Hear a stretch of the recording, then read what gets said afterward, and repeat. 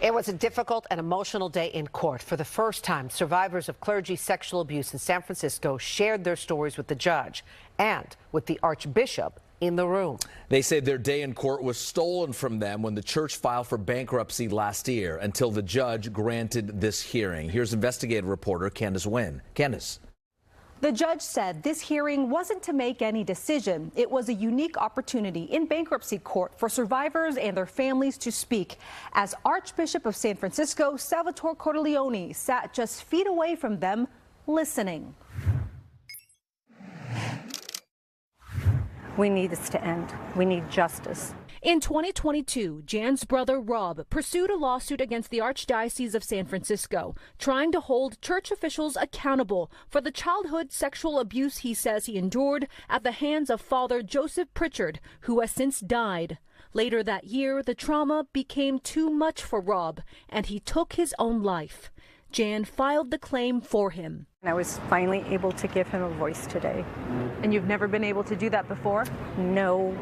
Jan is one of 8 people who spoke in San Francisco's federal court this week to share stories of alleged abuse by Archdiocese of San Francisco clergy and staff. Not in front of a jury as they had hoped, but in front of a bankruptcy judge. After being hit with more than 500 sexual abuse lawsuits made possible by a recent state law that reopened a window to sue for past abuse, the Archdiocese filed for bankruptcy last August.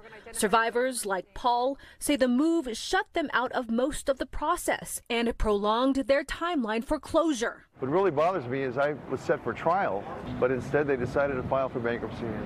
NBC Bay Area was there as Archbishop Salvatore Cordileone arrived at the courthouse, surrounded by security and his legal team. Inside the courtroom, he sat just feet away from the speakers as he and the judge listened to a Vietnam veteran who said his nightmares about the war don't compare to the ones he still has about the abuse he suffered at a school run by the Archdiocese. Survivors who just told their wives about their abuse right before this hearing. And speakers who said they need this court process to speed up because survivors are giving up hope or dying. Families are aging out. Survivors are finding it more and more difficult to face each and every day. Depression is rampant among the survivors. After the hearing, we tried to speak with Archbishop Cordileone outside of court. He and his team avoided us until his communications director came out and said the Archbishop will respond on Friday after listening to other survivors during a second hearing. In the past, Cordileone has released statements saying he's saddened by the abuse and most of the cases happened decades ago. Plaintiff's attorney Rick Simmons says this Friday he's not expecting to hear anything new from the Archdiocese. No. Come on.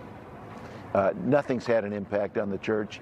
They are in bankruptcy because they are trying to hide and protect their assets the same way they spent all those decades hiding and protecting child molester priests.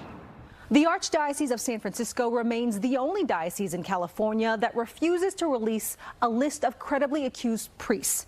There are 8 more survivors scheduled to speak this Friday, and if Cordileone does talk to us then, it will be the first time in our years of reporting on this issue.